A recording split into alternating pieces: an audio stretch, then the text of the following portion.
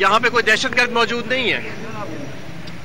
यहाँ पे वो लोग मौजूद हैं जो 25 तारीख को पुरअमन मार्च करने बाहर निकले थे और उनके ऊपर से खास हदायत आई हैं जो हमें पता लगा है राना सनाउल्लाह और मरियम नवाज की कि इन पे दहशतगर्दी के पर्चे काटे जाएं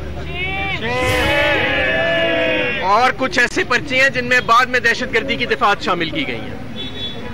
आज गुज़िश्ता रोज मकसूद चपड़ासी को या तो कत्ल किया गया या उसका इंतकाल हुआ, इसका भी फैसला होना है। इसके अलावा FIA का जो इन्वेस्टिगेटिव ऑफिसर है उसका या कत्ल किया गया या इंतकाल हुआ, ये फैसला होना है अभी डॉक्टर रिजवान का।